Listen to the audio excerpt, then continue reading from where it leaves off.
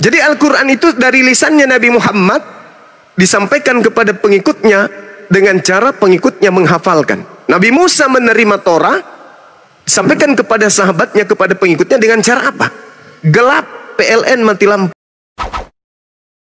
Salam satu Tuhan.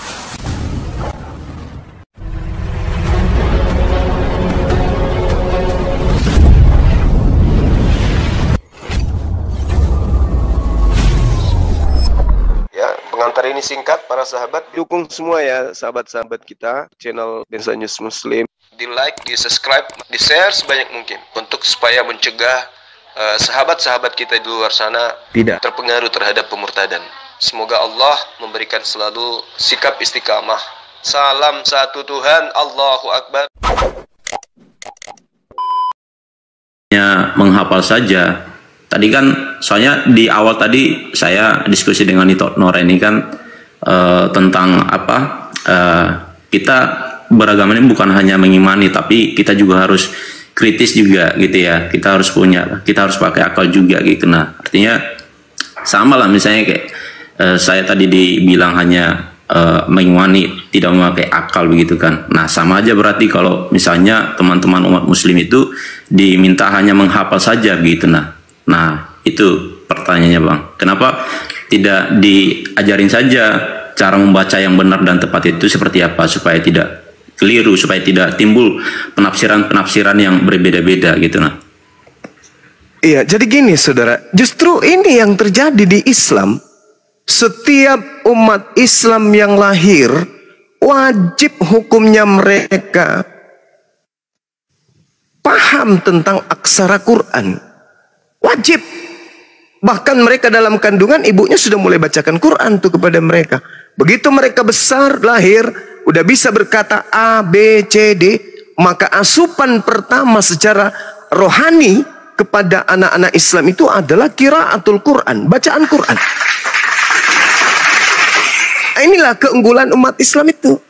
Sedangkan kalau di Kristen, mohon maaf nih, orang yang sekolah STT sampai tingkat level tertinggi pun di Indonesia khususnya dihitung jari yang bisa membaca bahasa Yunani kitabnya. Kalaupun ada Bang, kalaupun ada, itu bahasa Indonesia yang diyunanikan, bukan original teks dari akarnya. Berbeda dengan umat Islam. Ketika umat Islam kemudian diajarkan Al-Quran, dari kecil mereka kemudian paham dan sudah mendarah daging bacaan itu pada dirinya. Makanya susah untuk dimurtadkan. Kalaupun ada murtad, bacaan Qur'annya tidak akan hilang. Kenapa? Karena salah satu bukti bahwa kitab itu adalah benar-benar kalam ilahi, adanya daya tarik kepada akal, kepada hati sanubari manusia. Itu bukti bahwa dia berasal dari Sang yang Maha Pengasih lagi Maha Penyayang. Kalimat-kalimat di dalamnya akan memiliki daya magnet tersendiri kepada yang mengimani. Bagaimana dengan saudara-saudara Kristen? Saya udah puluhan tahun dengan sahabat Kristen. Ketika saya tanya, apa kata mereka? Oh, kami bukan umat penghafal. Ini bukan masalah umat penghafal atau tidak penghafal. Ini masalah kecintaan terhadap kitab suci kita. Kalau kita cinta kepada yang kita punya, maka sejatinya ada di kepala, disimpan. Bagaimana seorang laki-laki mencintai seorang wanita, duduk diingatnya, baring diingatnya, berjalan diingatnya, bahkan tidur pun masuk ke dalam mimpinya. Itu karena cinta. Lah orang Kristen pendeta berkhotbah masih pakai ini, masih pakai buku, pakai catatan-catatan. Apologet Islam justru lebih hafal Bible. Artinya apa? Saudara Kristen ini tidak mencintai Bible-nya. Dirubah, tahun depan dirubah lagi, tahun depan dirubah lagi. Jadi lebih kepada doktrin dan dogma saja, mempertuhankan Yesus itu aja. Di situ ada keselamatan, di situ ada penebusan. Dah selesai. Masalah Bible tak urus. Ada lembaga Bible yang akan mengurus itu. Ini ya, artinya tidak ada cinta di situ. Itu izin Bang. Ya silakan. Terima kasih ya. Ada beberapa poin tadi yang saya mencoba petik ya sebagai poin positifnya ya, dan sedikit dari penjelasan yang Abang sampaikan tadi yang cukup panjang tadi mengingatkan saya secara pribadi tentang kecintaan terhadap kitabnya sendiri gitu ya. Nah, ya bersyukur kalau misalnya seperti abang ini ya. Sebenarnya kalau bicara tentang apa yang abang sampaikan tadi, misalnya di Muslim itu kenapa umatnya itu dituntut harus menghafal gitu ya, dan tadi saya mencoba bertanya juga gitu ya, apa namanya ya, saya tersadar tadi bahwa kecintaan saya terhadap kitab saya belum sepenuhnya gitu ya, dalam artian memang sebagai umat Kristen harusnya sih setiap umat itu sudah harus membaca keseluruhan isi daripada kitab itu sendiri, mulai dari Kejadian sampai dengan kitab terakhir ya, Wahyu ya. Nah, mungkin barangkali masih banyak yang seperti saya yang belum sampai sejauh ini menjalankan itu, membaca keseluruhan isi kitab itu gitu ya. Nah, mungkin itu menjadi ya pengingat lah gitu ya bagi saya, atau mungkin barangkali juga bagi teman-teman Kristen gitu ya. Contohlah misalnya seperti teman-teman Muslim ini gitu ya, yang dengan kecintaan mereka wujudkan dengan menghafal isi kitab itu gitu ya.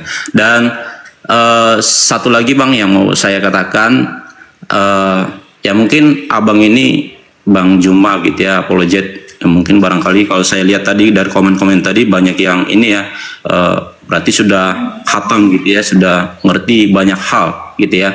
Cuman gini aja, beberapa tahun lalu saya pernah mengikuti satu seminar di salah satu gereja, dan pembicaranya kebetulan pembicara yang apologet Kristen dari Sekolah Tinggi Alkitab Asia Tenggara SAT yang ada di Malang kalau nggak salah, Jawa Timur, Surabaya sana. Nah, samalah dari narasumber waktu itu mengulik juga tentang sejarah perjalanan Alkitab dan juga Al-Quran sendiri gitu ya. Artinya ya ini hal-hal seperti ini semuanya baik ya, ada sisi positif ya. Namun kan seringkali disalahgunakan, jatuhnya saling menghujat gitu ya. Nah, ini tugas para ulama dan juga mungkin barangkali pendeta gitu ya, supaya mengedukasi umatnya itu lebih cerdas, semakin terbuka wawasannya. Nah, itu ya gitu ya. Mungkin saya yang ingin saya sampaikan. Terima kasih ya Bang Juma ya, untuk itu Nora juga. Oke, thank you semuanya. Salam damai. Boleh saya lanjut Bang? Ya, silakan. Gini, ada sedikit lagi sebelum saya turun, mungkin sebentar lagi saya turun, ada pekerjaan Bang. Tapi sebelum saya, tadi Abang bilang tadi kitab Muslim itu sama semua, dan semua Muslim mengerti dan diajarkan secara yang sama. Artinya tidak ada perbedaan pemahaman, begitu ya Bang ya? Yes. Oke. Saya cuma tergelitik sedikit saja. Mohon maaf ini bertanya dulu. Silakan. Saya tidak bermaksud mencampuri yang bukan apa saya, tapi saya realita yang saya lihat, saya coba bertanya dulu dengan hormat. Saya mohon maaf kalau ini salah. Silakan Bang. Silakan. Apa perbedaannya Bang Muhammadiyah dengan Islam Sunni dengan apa Bang? Sunni Syiah. Sunni Syiah. Ini kenapa bisa terjadi perbedaan Bang? Oke, baik. Apa pemahamannya yang tidak sama? Oke. Jadi kalau kita berbicara mengenai Sunni dan Syiah, itu tidak ada hubungannya dengan Al-Quran. Ini kan kita sedang membahas Quran. Perbedaan yang muncul kemudian Syiah dan Islam itu hanya dari segi cara pandang mereka terhadap penerus daripada Nabi Muhammad SAW. Kalau orang Sunni berpendapat bahwa imam adalah manusia biasa, sedangkan Syiah berpendapat bahwa imam itu bersifat maksum atau suci. Jadi tak ada hubungannya dengan Al-Quran. Sama-sama kami mengimani Al-Quran itu adalah wahyu dari Allah. Tidak ada kemudian perbedaan di situ. Cara pandang kami aja yang kemudian berbeda terhadap penerus Nabi Muhammad. Kami mengatakan penerus Nabi Muhammad itu adalah para sahabatnya. Sedangkan orang Syiah memandang bahwa penerus Nabi Muhammad itu adalah keluarganya, ahli waris, yaitu keluarga. Itu aja. Tapi Al-Quran esensinya tidak dirubah. Nabi tetap Nabi, Allah tetap Tuhan, Al-Quran tetap kitab suci. Cara pandang aja yang berbeda.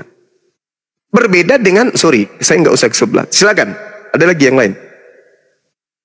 Gini Bang, saya mau mencari jalan tengah sih rencananya. Gimana ya, bukan? Saya tidak ingin memprovokasi, tapi saya mau mencari jalan tengah karena saya kadang tergelitik melihat orang-orang yang sering menghujat satu sama lain, kayaknya nggak elok gitu ya Bang ya. Abang setuju nggak kalau orang saling menghujat? Nggak setuju kan pastinya kan? Iya, jelas itu dilarang. Di Islam juga dilarang menghujat. Di agama Abang juga dilarang toh. Nah, makanya saya bilang begini. Kalau menurut saya, mungkin antara Kristen dengan Islam saya bilang ya, yang Islam ya. Mohon maaf ini. Kalau menurut saya hanya cara pandang saja yang berbeda Bang.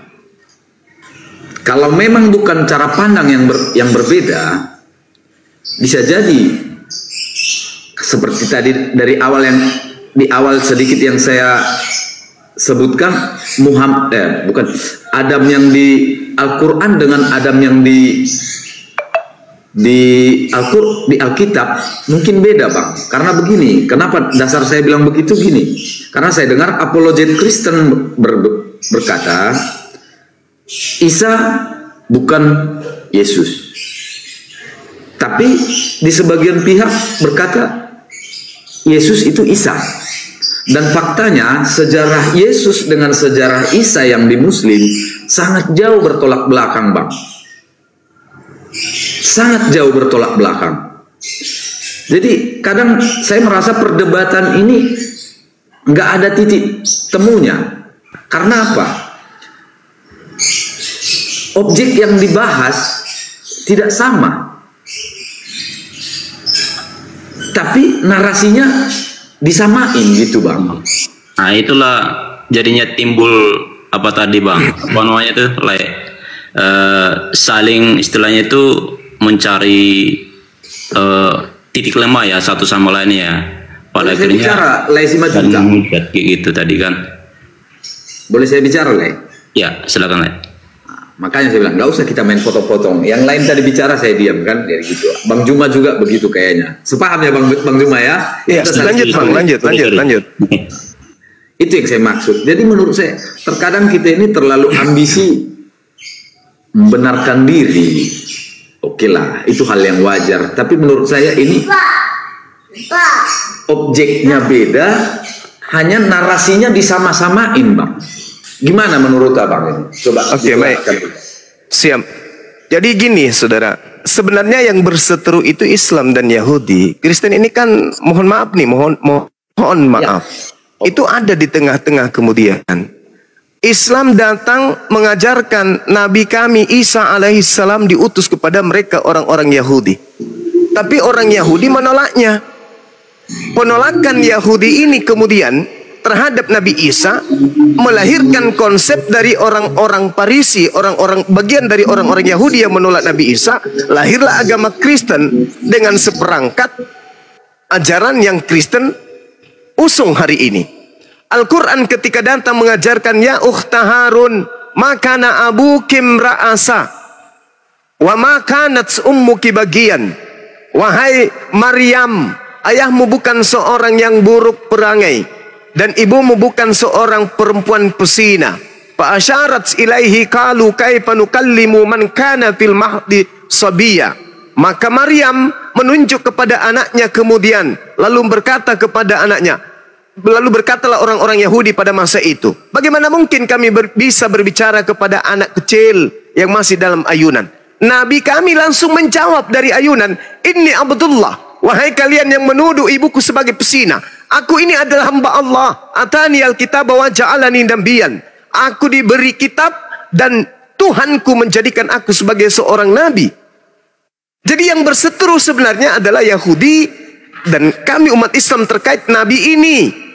Kristen ini muncul panen dari perseteruan tersebut, yaitu bahwa ketika orang Yahudi menghina Yesus, Nabi Isa, menghujat Nabi Isa, berupaya kemudian membunuh Nabi Isa, Islam datang menyelamatkan kaidah itu.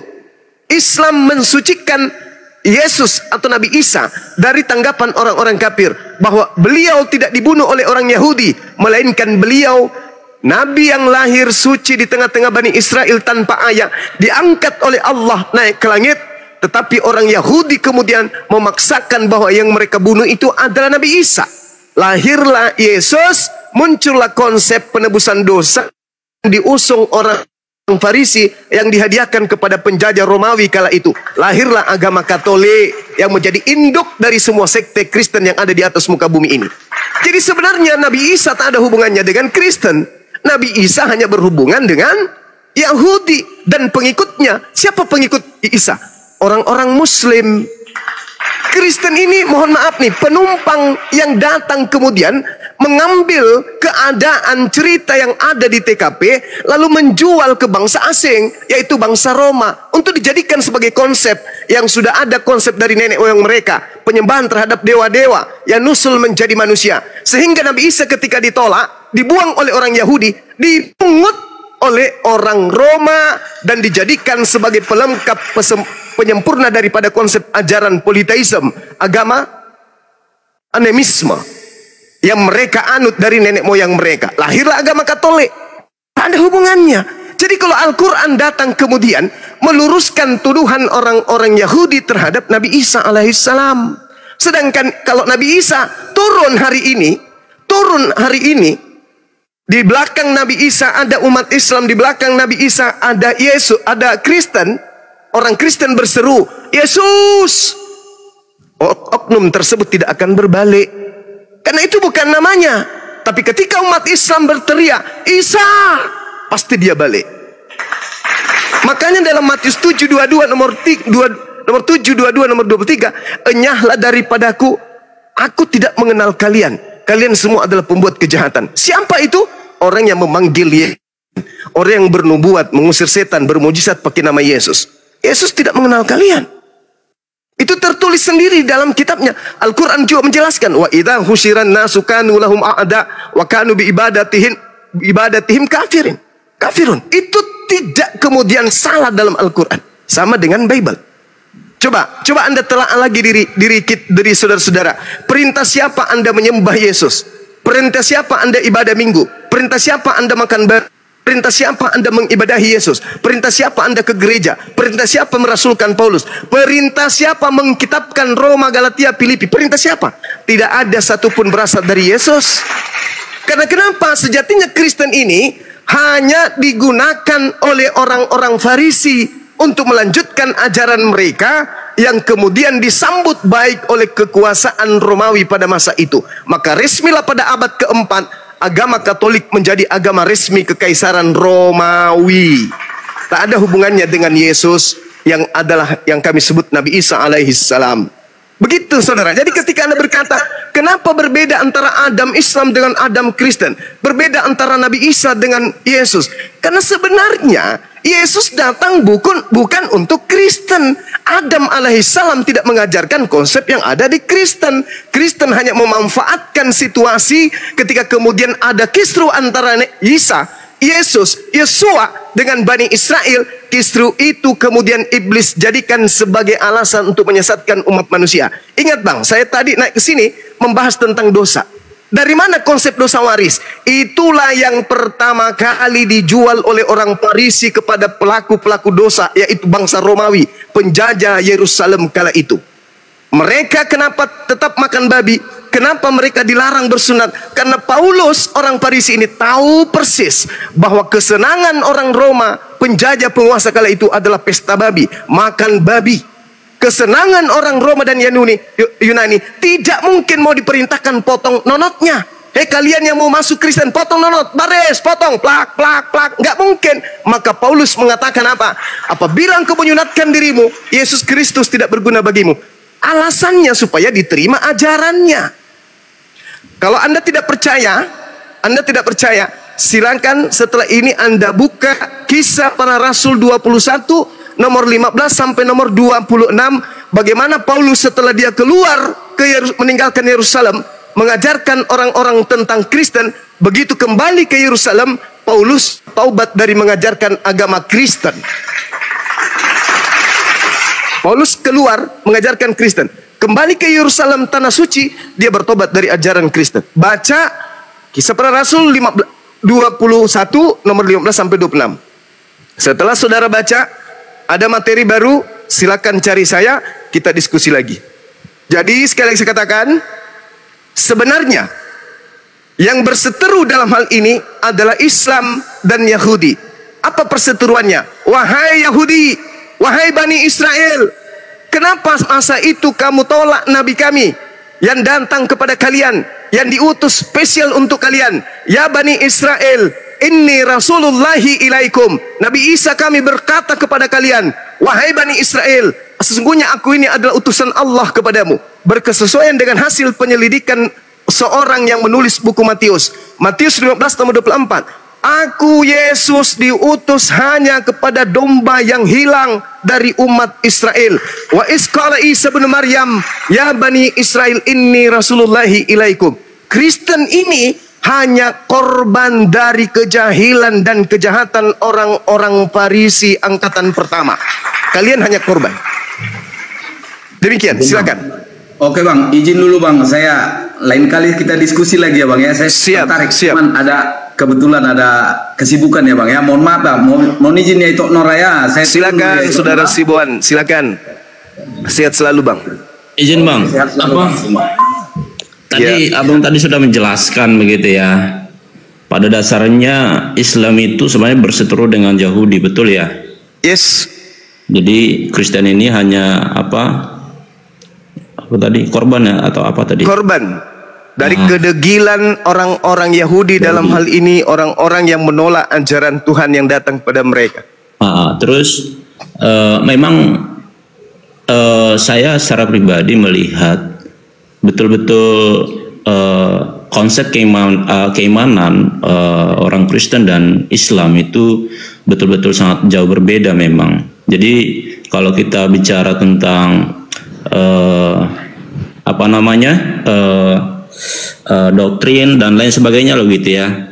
Ya disitulah nanti akan terjadi diskusi panjang semuanya. Bahkan sulit untuk mencari titik akhirnya gitu ya. Karena tidak akan bisa sama sepahaman gitu ya. Cuman gini aja, saya menarik tadi mendengar apa yang Abang sampaikan bahwa pada dasarnya Muslim itu membela gitu ya Isa gitu ya, dan di Muslim juga dikatakan menurut teman-teman Muslim Isa itu sama dengan Yesus, betul nggak Bang? Ya. Nah, cuman saya mendengar beberapa dari beberapa katakanlah misalnya apologet, karena kebetulan saya baru 3 hari yang terakhir ini aja mengikuti yang seperti ini, komal-komal seperti ini Bang. Makanya pas hari pertama saya ketemu komal seperti ini, komal si ini juga si siapa si itu ini gitu. Nah, waktu itu saya pernah naik, saya karena belum tahu apa-apa, sok-sokan lah istilahnya gitu ya, memberikan masukan supaya tidak saling menghujat. Tapi ada entah siapa, entah ustadz atau waktu itu barangkali kalau nggak salah waktu itu justru memarahi saya, dan saya karena pusing dengerinnya marah-marah gitu ya, saya turun gitu ya. Terus tadi juga kebetulan itu ini aktif dan saya mencoba naik diskusi santai gitu. Nah pertanyaan saya itu seringkali itu Bang, saya perhatikan teman-teman Muslim itu menghujat Yesus. Kalau yang sama menurut umat Muslim Isa itu adalah Yesus, kenapa banyak kejadian-kejadian atau kasus-kasus teman-teman, beberapa teman Muslim itu yang menghujat Yesus? Nah, apa tanggapan Bang Juma ya, Bang Juma? Iya, baik. Kalau saya pribadi tidak pernah membenarkan saudara-saudara Islam saya oknum yang menghina Yesus. Saya tidak membenarkan itu. Dan saya juga sudah menyampaikan ke beberapa kemudian apologet Islam, jangan sekali-kali menghina. Ada dua hal. Yang pertama, Nabi Isa alaihissalam itu di dalam Al-Quran sudah diceritakan kemudian oleh Allah. Wa minhum ummiyuna la ya'lamuna al-kitaba illa amaniya wa inhum illa yazunnun. Di antara mereka ada yang buta huruf, tidak memahami tentang kitab kecuali hanya berangan-angan dan mereka hanya menduga-duga. Fawailul lil ladzina yaktubuna al-kitaba bi aydihim tsumma yaquluna hadzal min indillah. Celaka orang-orang yang menulis kitab dengan tangan mereka sendiri, kemudian berkata ini dari Allah dengan maksud untuk menjualnya dengan harga murah. Artinya, ketika Al-Quran menarasikan lebih lanjut di dalam Al-Quran bahwasanya orang-orang yang dimana Nabi Isa diutus mengganti perintah dengan perintah yang lain. Fabaddala alladziina zalamu qawlan ghairal ladzi qila lahum fa anzalna 'alal ladziina zalamu rijsam minas sama'i bima kanu yafsukun. Lalu orang-orang saling mengganti perintah dengan perintah lain yang tidak diperintahkan kepada mereka. Kemudian artinya memang ketika Nabi Isa alaihissalam datang di tengah-tengah Bani Israel, ada orang jahil, ada orang zalim, ada orang fasik yang merubah pengajaran Nabi Isa alaihissalam, sehingga muncullah konsep yang kami hari ini sebut sebagai konsep Kristen.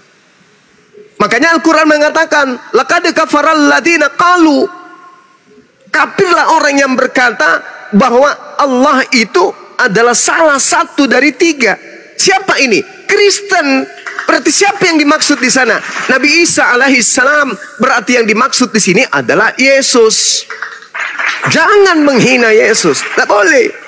Karena di situ ada keterkaitan daripada apa yang diterangkan oleh Al-Quran terkait dengan Nabi Isa alaihissalam. Nah, yang kedua, kalau orang Kristen mengatakan ditampar, diseret, diludahin, ditonjok, ditelanjangin, digantung, dibunuh, dikuburkan, itu bukan Nabi Isa lagi.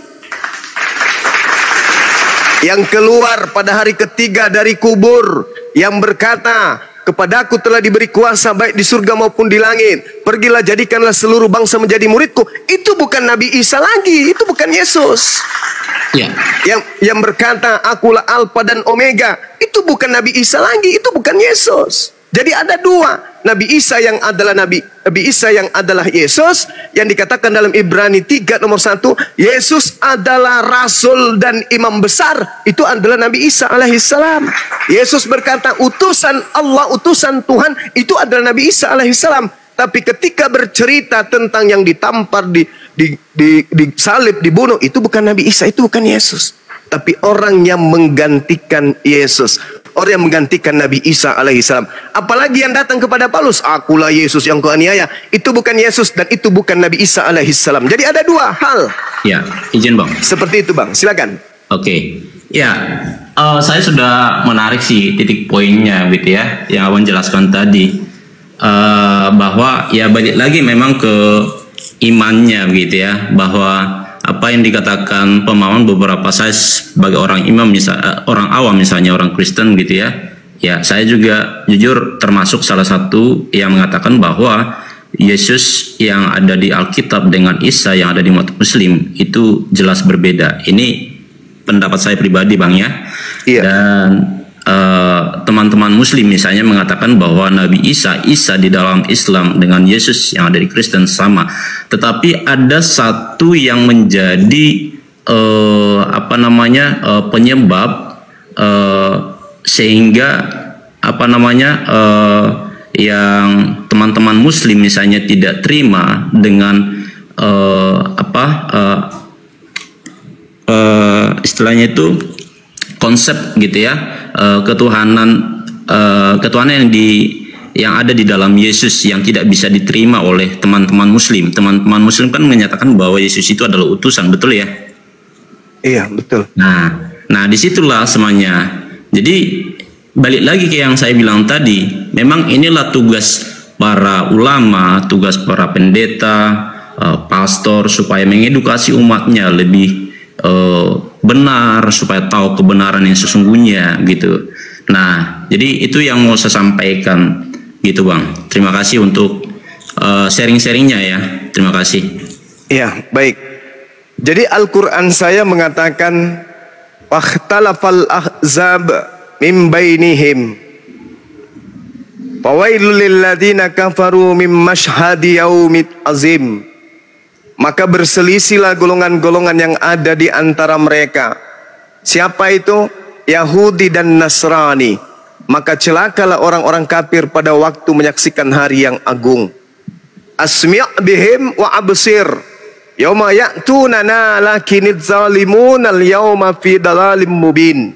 Alangkah tajam pendengaran mereka dan alangkah terang penglihatan mereka. Mereka pada hari mereka datang kepada kami, tetapi orang-orang zalim pada hari ini di dunia berada dalam kesesatan yang nyata. Yang ingin saya katakan kepada saudara sekali lagi, yang berseteru sebenarnya adalah orang Yahudi dan juga orang Islam. Dulu zaman Nabi Isa diutus di tengah-tengah mereka, yang berseteru adalah Yahudi dan Nasrani. Siapa Nasrani ini? Orang yang kepada mereka diutus Nabi Isa alaihi salam. Kemudian perseteruan Yahudi dan Nasrani inilah yang dimanfaatkan kemudian oleh orang-orang golongan tertentu, menciptakan satu konsep Nabi yang datang lahir tanpa ayah itu adalah inkarnasi Tuhan. Dan itu Bung tidak diajarkan kepada Yahudi. Makanya sampai hari ini sudah 2000 tahun tidak ada pintu untuk Kristen bagi Yahudi. Tidak ada pintu Yahudi bagi Kristen. Tidak ada selamat datang wahai Kristen, mari kita ibadah sama-sama. Selamat datang wahai Kristen, mari kita merayakan hari raya keagamaan kita sama. Nggak ada itu. Padahal konon ceritanya Kristen bersumber dari sana. Tapi pintu-pintu, jendela-jendela Yahudi tertutup untuk Kristen. Kenapa? Karena Kristen itu adalah hasil daripada penolakan orang-orang Yahudi kepada Nabi kami Isa alaihi salam. Lahirlah tipu daya tersebut. Makanya Al-Quran mengatakan wa makaru wa makarallah wallahu khairul makirin. Orang-orang ingin mencelakai Nabi Isa alaihi salam. Orang-orang bersekongkol untuk merusak tatanan risalah kenabiannya. Orang-orang Yahudi ingin membunuh beliau. Maka apa yang terjadi? Allah membalas kejahatan mereka. Dan satu hal yang terakhir, pada saat proses pembunuhan terjadi, proses penangkapan dan niatan pembunuhan terjadi, baik Al-Quran maupun Bible itu sendiri, di situ tidak ada Kristen. Kristen tidak ada hadir pada masa itu. Coba Anda baca Yohanes 11 nomor 45 sampai nomor 57. Kristen tak ada sama sekali.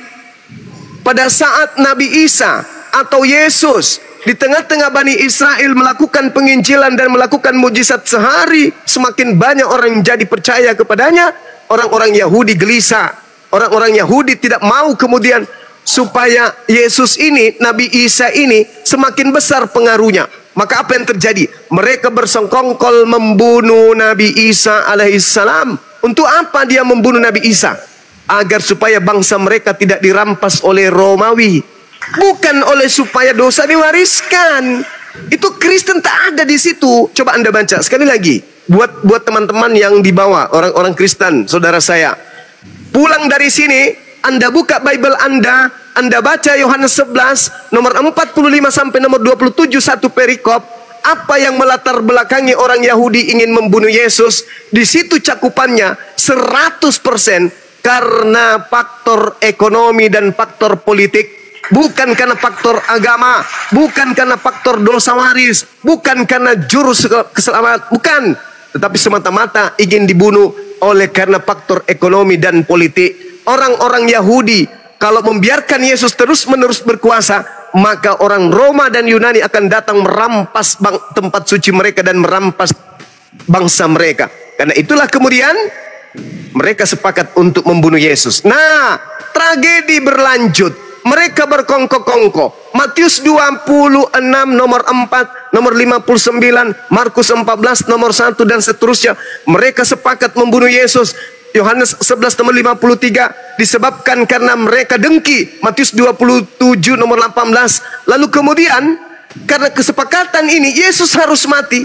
Sementara Yesus tidak punya kesalahan. Apa yang mereka lakukan? Tipu muslihat mereka susun, kesaksian palsu mereka rencanakan supaya mencelakai Yesus. Nah, itu yang terjadi. Tidak ada dosa waris, tidak ada.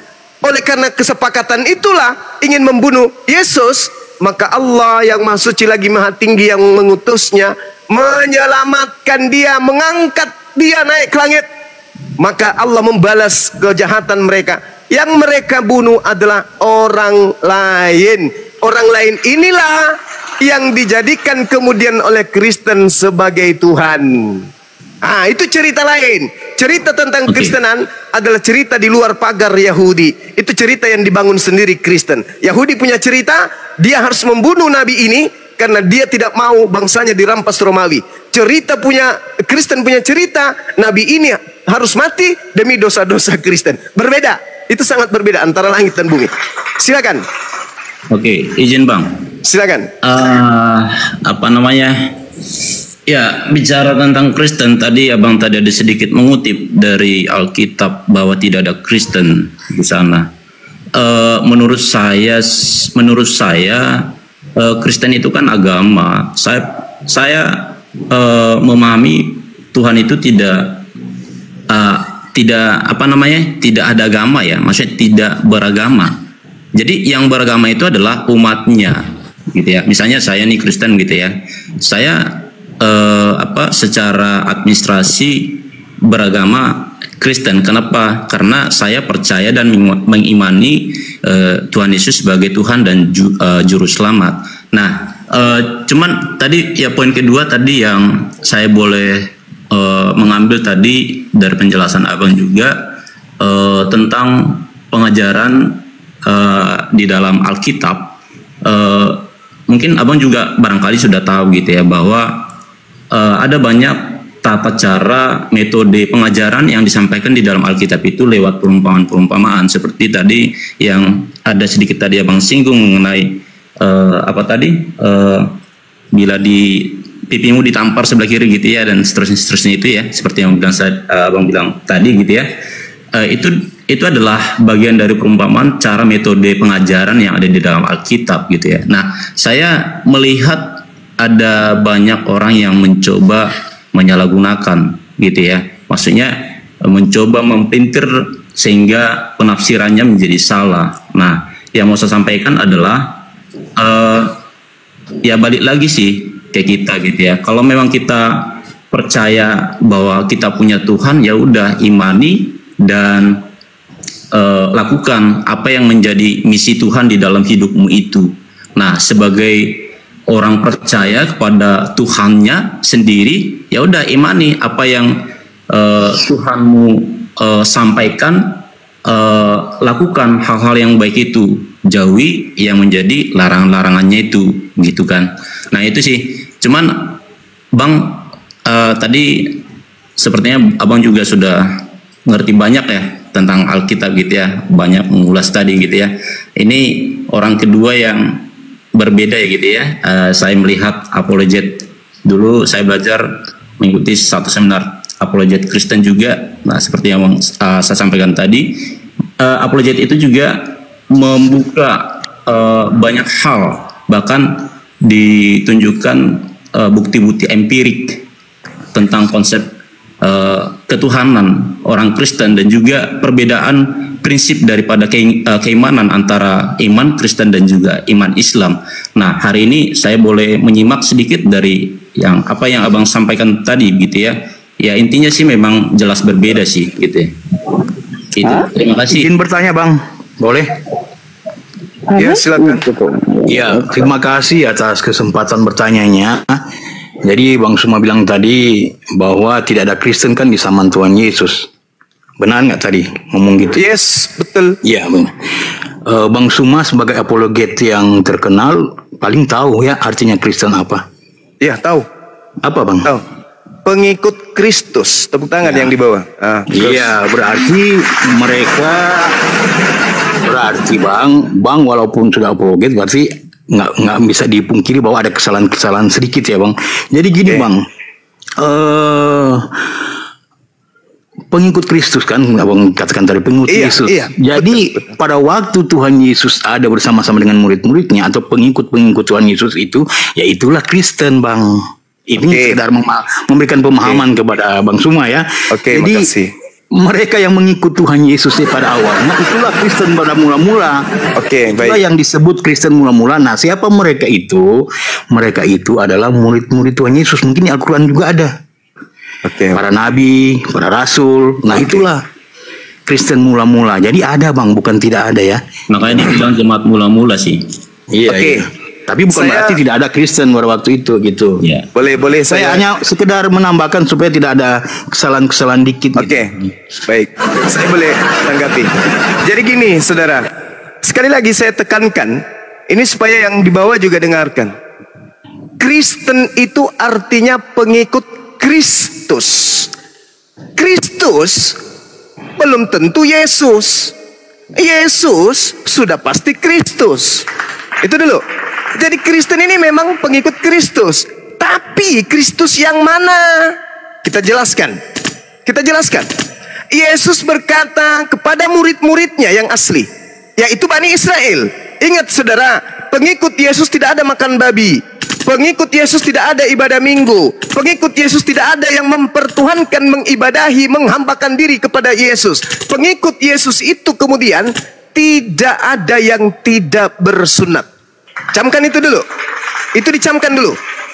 Ketika kemudian Yesus berkata, waspadalah supaya jangan ada orang yang menyesatkan kamu, huruf KAMU, kamu itu tertuju kepada Bani Israel pengikutnya, bukan kepada Kristen. Yesus pihak pertama, murid-muridnya Bani Israel pihak kedua. Kristen pihak mana? Kristen itu pihak ketiga. Nanti kita ceritakan Kristen. Yesus berpesan kepada pihak kedua, waspadalah supaya jangan ada orang yang menyesatkan kamu, sebab banyak orang akan datang dengan memakai nama Yesus dan berkata, akulah Mesias, akulah Kristus. Saya ulang, waspadalah supaya jangan ada orang yang menyesatkan kamu, sebab banyak orang yang akan datang dengan memakai namaku dan berkata, akulah Kristus, dan mereka akan menyesatkan banyak orang. Jadi Yesus berbicara kepada orang Yahudi, wahai orang Yahudi pengikutku, waspadalah, sebab akan banyak penyesat datang dengan memakai nama Yesus dan berkata, akulah Kristus. Kita lihat Kejadian 11 nomor 26. Di Antioquia, Paulus setahun lamanya di sana, murid-murid Paulus disebut Kristen. Jadi Kristen ini adalah pengikut Paulus. Pengikut Yesus, dengarkan, pengikut Yesus dikatakan dalam Yohanes 10 nomor 27, aku mengenal pengikutku. Pengikutku mendengarkan suaraku dan mengikuti aku. Kalau aku ke sinagoge, mereka ke sinagoge. Kristen pergi ke gereja. Kalau aku ibadah Sabat hari Sabtu, Kristen ibadah Minggu. Kalau aku tidak membatalkan Taurat, Kristen membatalkan Taurat. Kalau aku menyembah esensi yang tak terlihat dan tak terdengar manusia, Kristen menyembah makhluk yang terlihat dan bahkan yang dibunuh manusia. Itu bukan pengikut Yesus. Yesus mengatakan, aku mengenal pengikutku. Pengikutku mendengarkan suaraku dan mengikuti aku. Berarti pengikut Yesus mengikuti Yesus. Ketika Yesus angkat tangan yang kanan, pengikutnya angkat tangan yang kanan. Ketika Yesus sujud, muridnya sujud, pengikutnya sujud. Ketika Yesus salto ke belakang, pengikutnya juga salto ke belakang. Itu pasti tuh. Nah itu. Kemudian satu hal, Kristen pengikut Kristus. Ingat, penyesat datang menurut Yesus mengaku Kristus. Yang datang mengaku Kristus ada ke Paulus. Siapakah engkau Tuhan? Akulah Yesus Kristus. Satu. Yang kedua, ketika Paulus berkata, aku menerima Injil bukan dari manusia, berarti sudah bukan Yesus nih. Ini sudah bukan Yesus ini. Karena Yesus itu manusia.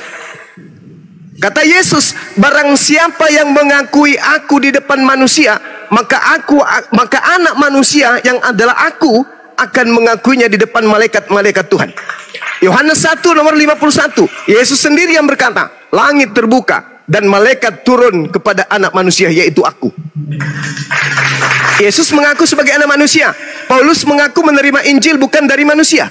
Galatia 1 nomor 11 dan juga nomor 1 dan juga nomor 12. Aku menerima Injil bukan dari manusia. Bukan manusia mengajarkan Injil kepadaku, melainkan Kristus Yesus.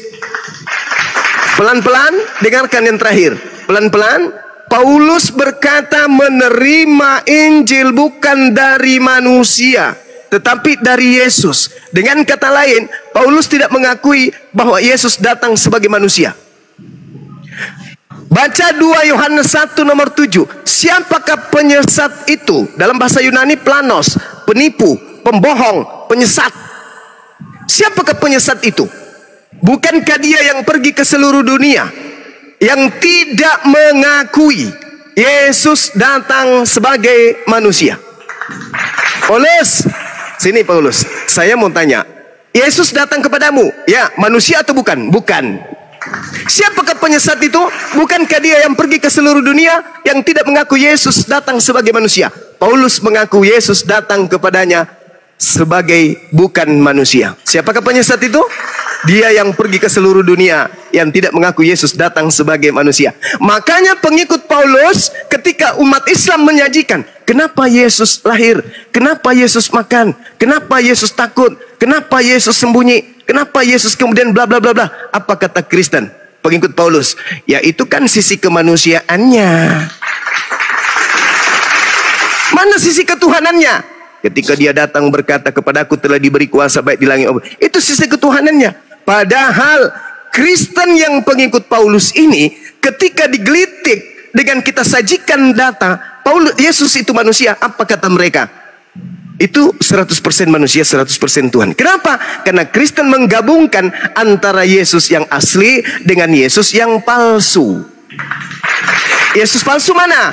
Matius 24 nomor 4, nomor 5, nomor 23 sampai nomor 27 sampai nomor 30 malah. Apa kata Yesus? Sebab Yesus palsu dan nabi-nabi palsu akan datang dan akan melakukan mujizat yang banyak, sekiranya mungkin menyesatkan orang-orang pilihan dan orang yang banyak. Matius 24 nomor 24. Yesus sendiri mengatakan akan ada Yesus palsu. Lukas 21 nomor 8. Waspadalah kepada penyesat yang datang kepadamu dengan memakai nama Yesus dan berkata, akulah dia. Waktunya sudah dekat, jangan kau percaya. Makanya ketika Paulus datang, Markus datang, Yohanes datang, penulis Matius datang, penulis Petrus datang, penulis Kisah Para Rasul datang, penulis kemudian daripada kitab Yohanes datang ke Yahudi, mengajarkan bahwa kami ketemu dengan Yesus di padang gurun loh, kami ketemu Yesus di dalam bilik loh, kami ketemu Yesus ketika kami nyebrang ke lautan sana loh. Orang Yahudi percaya? Tidak. Karena mereka sudah menerima pesan dari Sang Yesus yang betul. Jangan kau percaya ketika ada orang berkata ada Yesus di padang gurun, ada Yesus dalam bilik. Jangan kau percaya. Sebab aku Yesus datang kedua kalinya nanti di akhir zaman, seperti kilat yang menyambar dari timur dan sampai ke barat. Demikianlah tata cara kedatanganku yang kedua. Jadi kalau ada yang berkata aku bertemu Yesus di padang gurun, aku bertemu Yesus dalam bilik, jangan kau percaya. Yang datang kepada mereka itu adalah Mesias palsu. Nah, Kristen adalah pengikut Kristus. Kristus yang mana? Kristus yang palsu. Demikian. Iya, makasih Bang. Ya, sama-sama. Sekedar menambahkan ya memanglah kalau dilihat-lihat dari hampir semua sih apologet gitu sih, agaknya mereka kurang fair dengan Paulus. Karena kita tahu sendiri bahwa memang Paulus ini sebenarnya adalah orang yang kejam, orang yang mencari pengikut-pengikut Tuhan Yesus pada waktu itu. Tapi karena dia diubahkan oleh Tuhan dan bertobat, makanya sebaliknya, kalau Paulus tidak bertobat, habis orang Kristen di dunia ini. Tapi karena dia bertobat, makanya banyak orang Muslim yang nggak suka sama Paulus ini. Ya, itu ya mungkin ya sekilas ya.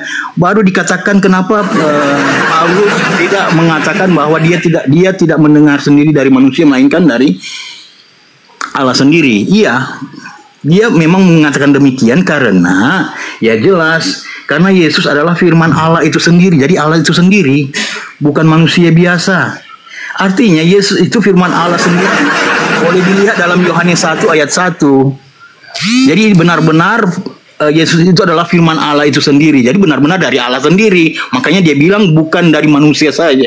Dia mendengarkan bukan dari manusia tapi dari firman Allah. Itu ya perlu digarisbawahi bahwa Yesus itu adalah Tuhan itu juga yang firman Allah itu sendiri. Oke, itu boleh dilihat dalam Yohanes 1 ayat 1. Itu mungkin bisa ditambahkan jadi berikan pemahaman.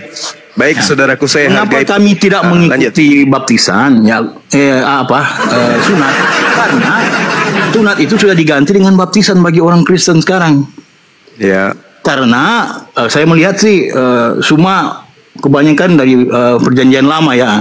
Kalau kami itu perjanjian lama itu telah disempurnakan dengan kematian Tuhan Yesus. Wow. Makanya kami sekarang mengikuti perjanjian lama dan perjanjian baru. Baik. Sunat dengan kuasa Allah Bapa, Allah Anak dan Allah Roh Kudus. Itulah sunat kami. Dan kalaupun kita mengikuti tradisi sunat dari Yahudi sana ya, mereka sunat itu aturannya itu 8 hari, bukan semau orang yang mengikuti sunat. Gitu. Jadi saya juga mau bertanya, ini aturan dari siapa ya orang Muslim itu menyunatkan diri? Padahal aturan sebenarnya menyunatkan diri itu gantian panjang. Oke Bang, saya menghargai penjelasan saudara ya. Sebagai seorang Kristen, dengan penjelasan saudara ini semakin menguatkan bahwasanya memang saudara ini pengikut Kristus saudaraku ini, tapi Kristus yang bukan Yesus. Coba aja kemudian Anda menarasikan barusan itu, apa yang Anda narasikan? Narasi-narasi yang dibangun dari ajaran di luar ajaran Yesus yang asli. Saya masuk kepada penjelasan saudara. Saudara saya ini mengatakan Paulus itu tadinya orang berdosa, berusaha membunuh. Seandainya tidak bertobat maka habis orang Kristen. Alamak, Kristen itu ajaran Paulus setelah bertaubat. Tidak ada Kristen sebelumnya, nggak ada. Kristen tak ada.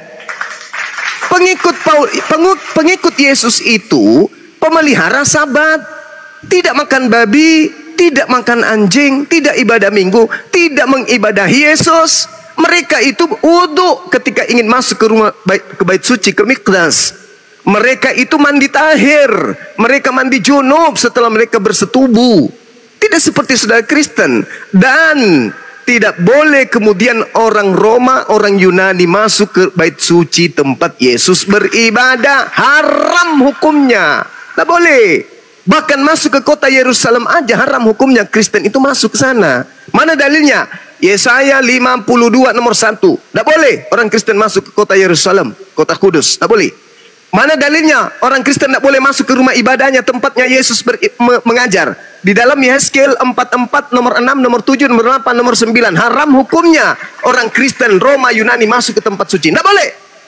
Jadi bagaimana mungkin pengikut Yesus ada dari Kristen? Maksudnya Yesus menjelaskan di dalam bait suci, Kristennya 2 km dari tempat suci duduk gitu mendengarkan. Nggak mungkin. Nggak mungkin. Jadi tak ada Kristen di situ Bang, nggak ada Kristen. Nah, kembali kepada tema. Paulus bertaubat lalu menjadi seorang rasul. Saya bacakan apa yang dikatakan Paulus, nubuatan Yesus tentang Paulus. Arahkan pandangan Anda ke Matius 12. Data 38 sampai data 45. Saya baca pelan-pelan.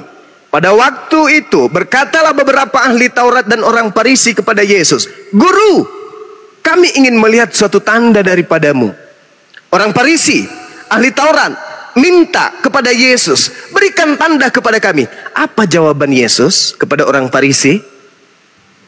Angkatan jahat dan angkatan tidak setia ini menuntut satu tanda, tetapi kepada mereka tidak akan diberikan tanda selain tanda Yunus. Sebab seperti Yunus tinggal 3 hari dalam perut ikan, 3 hari 3 malam, demikian juga anak manusia akan tinggal dalam rahim bungu 3 hari 3 malam.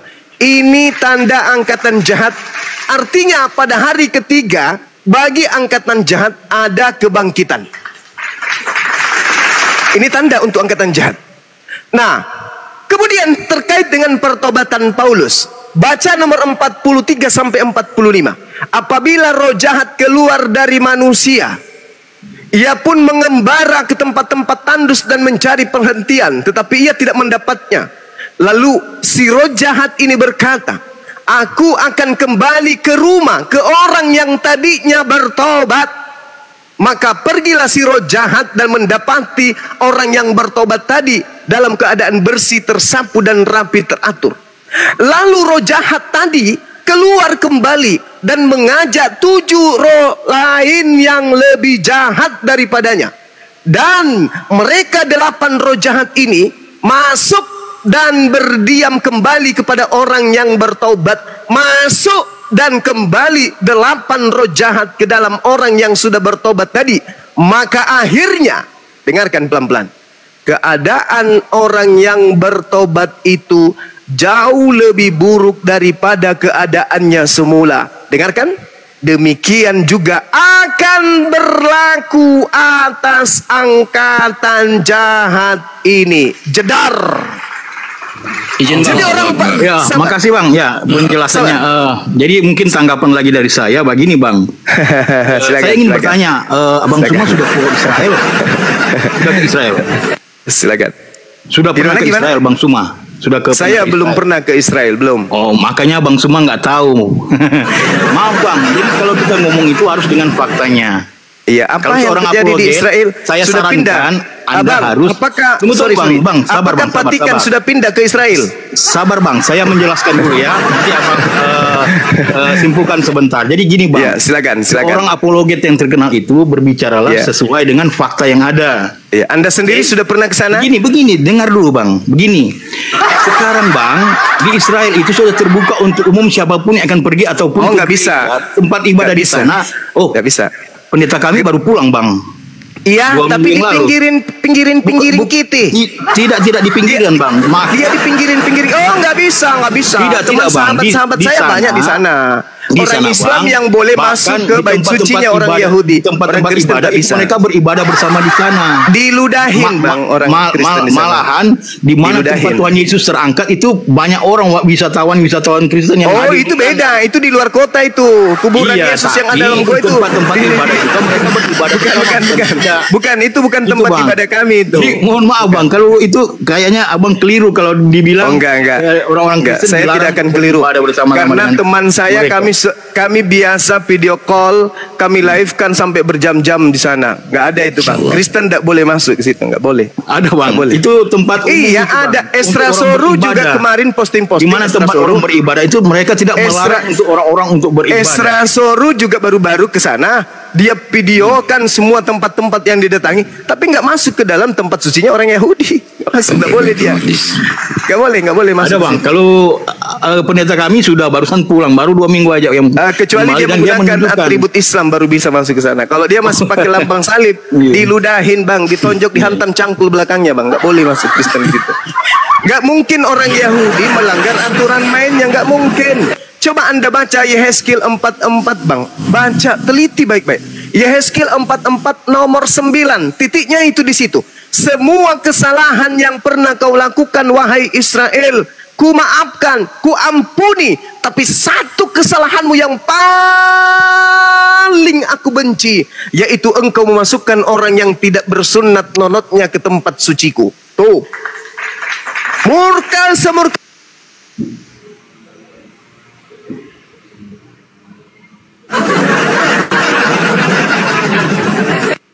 Kok di mute? Salah Bukan tekan. di mute. Salah Bang tekan. Sumanya kemana? Enggak. Bang Suma kena tombak. Hilang. Kenapa Mbak? Masya Allah. Aduh. Kadang-kadang ini, aduh. Saya tunjukkan sedikit ya. Saya tunjukkan sedikit ya. Iya, saya di sini Dinda. Saya di sini Dinda. Iya, itu Bang Juma juga. Usir dulu itu. Nih, Partai Yahudi menyerukan umat Kristen diusir dari Israel. Nah, ini.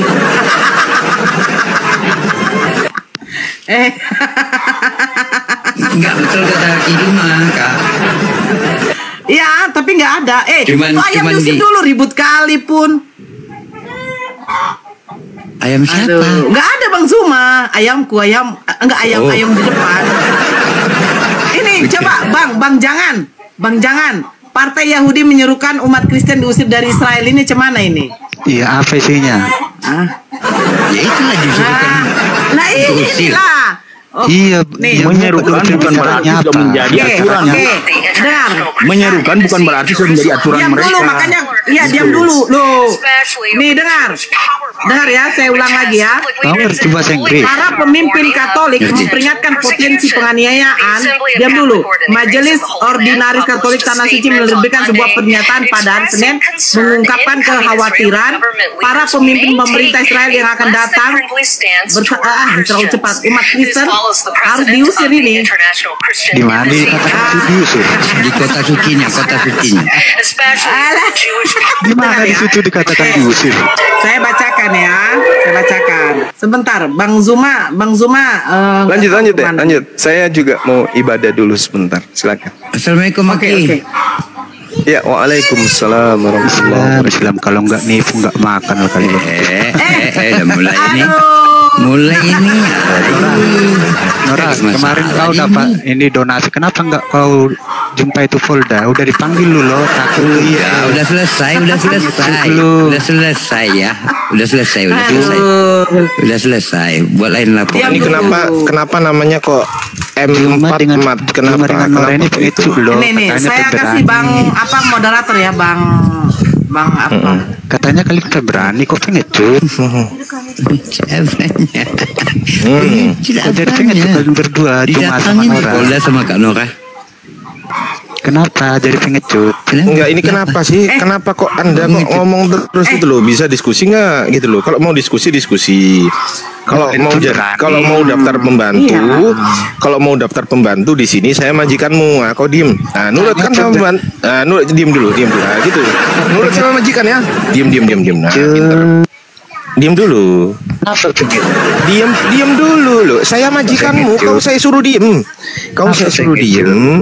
Saudara Mamat, jangan kemudian mengganggu diskusi. Kita lagi diskusi baik loh ini. Enak loh tadi. Kalau mau hujat-hujatan jangan di sini. Begini aja Gurunda, izin saya lempar ke neraka supaya dia bertemu dengan Hellboy. Hellboy kan tangannya gede sebelah. Minta tolong Mamat, kau minta tolong sama Hellboy, suruh pukul kepalamu sampai pecah tuh sama tangan kanannya Hellboy. Lanjut. Jadi sedikit lagi sebelum saya ibadah ya teman-teman.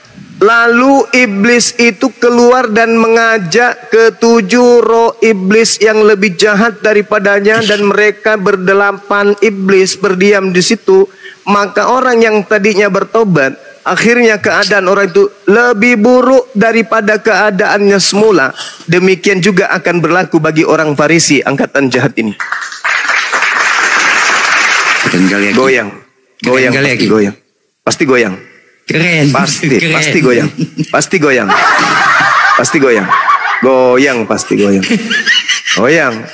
Bahaya. Karena ini dalil Yesus yang menubuatkan, bukan saya mengada-ngada. Yesusnya yang berkata, angkatan jahat akan diberikan tanda Yunus bangkit pada hari ketiga. Nah, kemudian yang jahat ini siapa? Orang Farisi.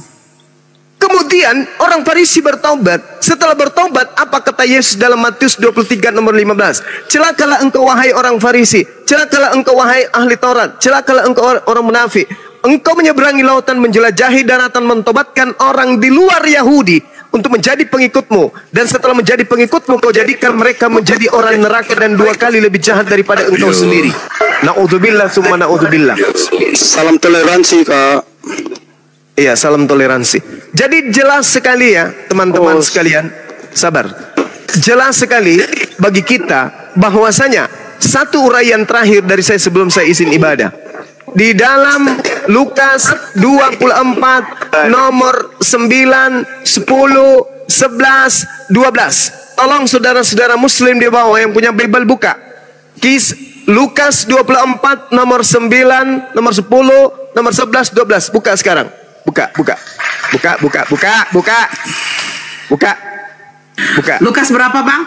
Lukas 24 nomor 9, nomor 10, nomor 11, nomor 12. Buka, Kak. Buka. 24 Saya bacakan. nomor 9. Pengecut. Dan setelah baca. Iya. Dan setelah mereka kembali dari kebun, dipanggil Polda nggak mau. moderator, tolong moderator.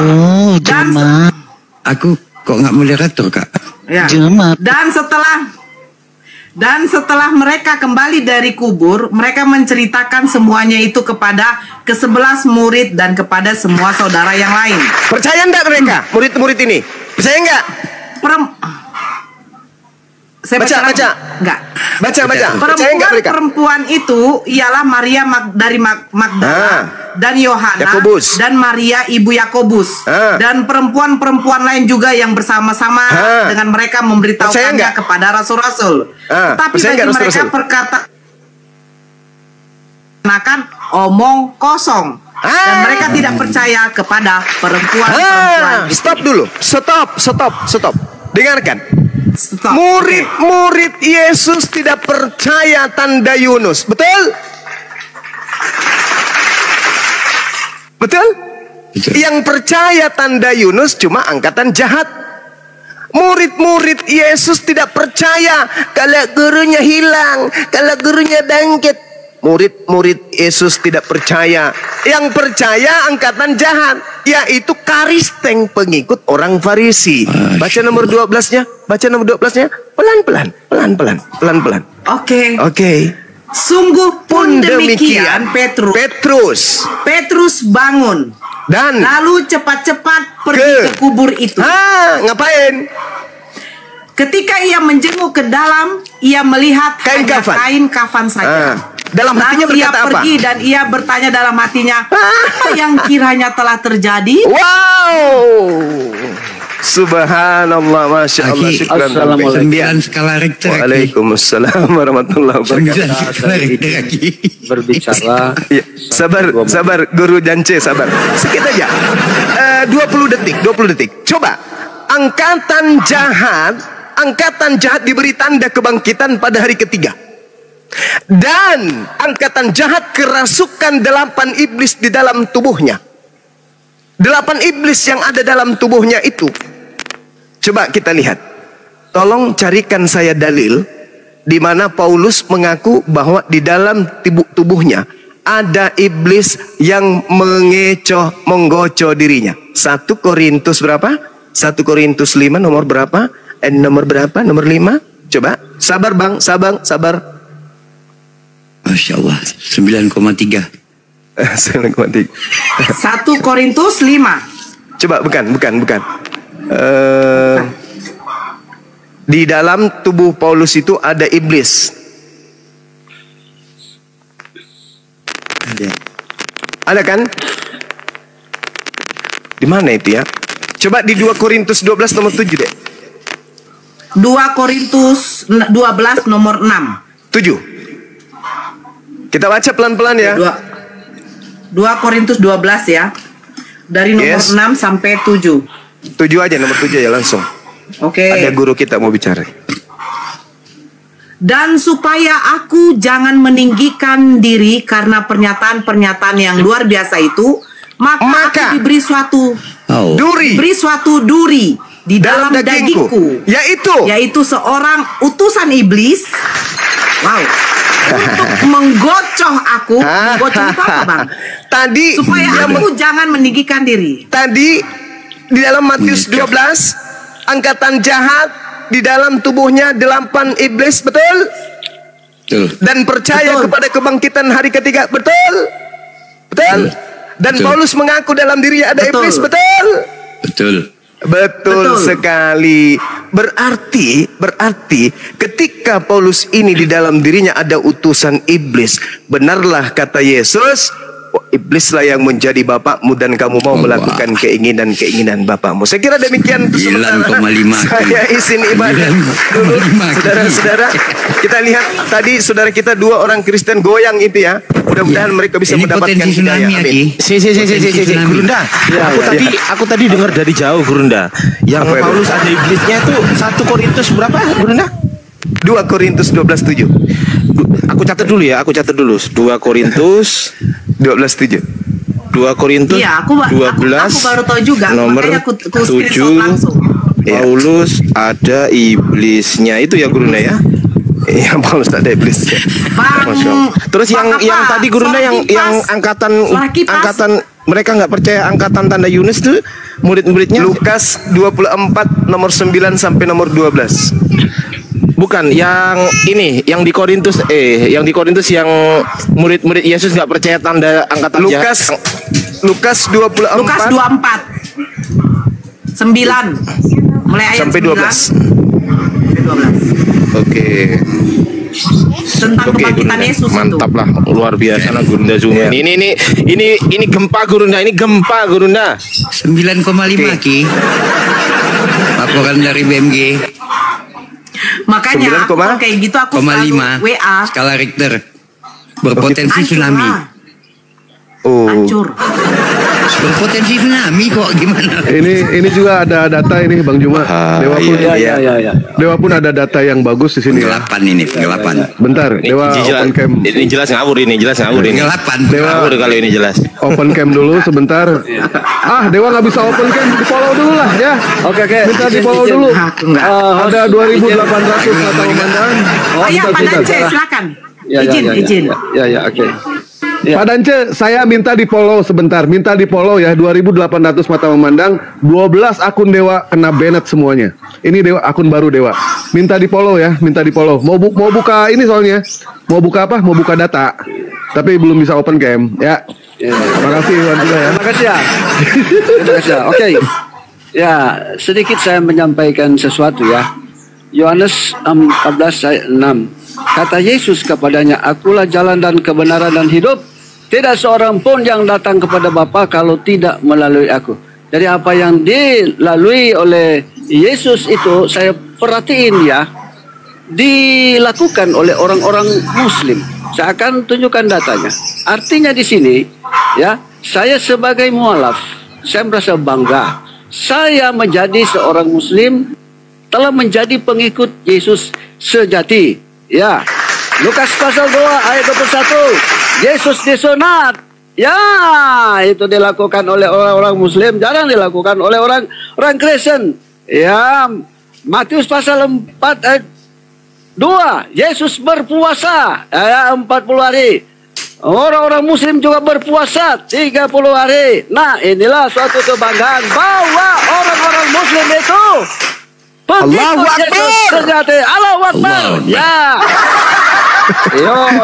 Yohanes pasal 13. Mantap jiwa raga otot. Mantap jiwa seraya. Yesus mengajarkan basuh kaki.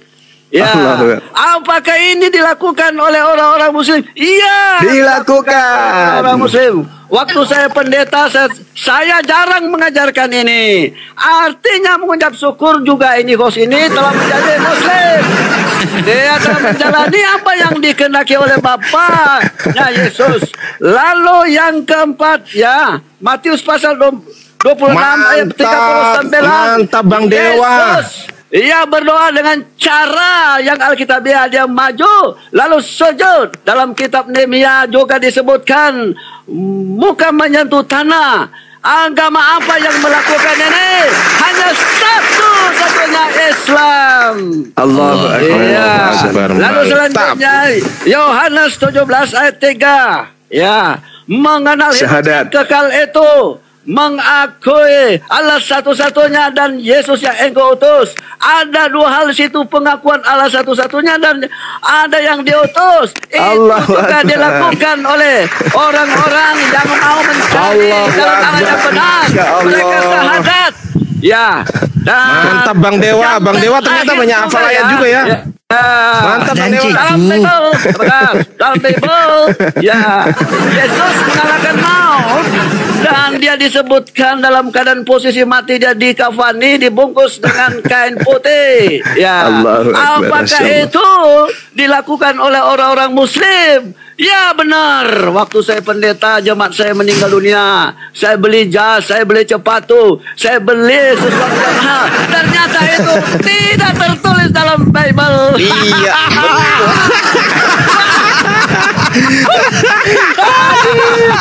Ya Allah, Bang Dewa. Oke.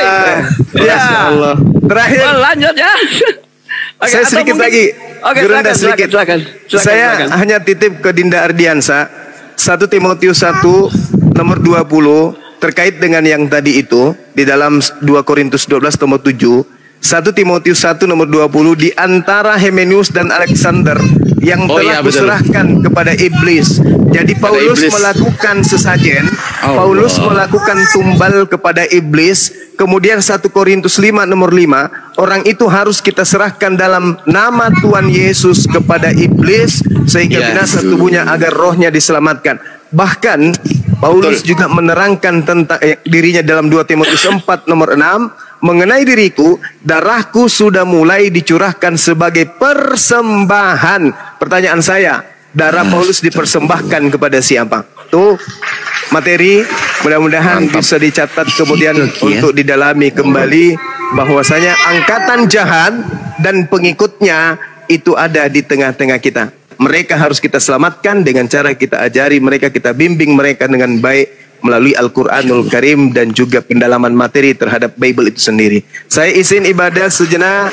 Wabillahi taufiq wal hidayah. Assalamualaikum warahmatullahi wabarakatuh.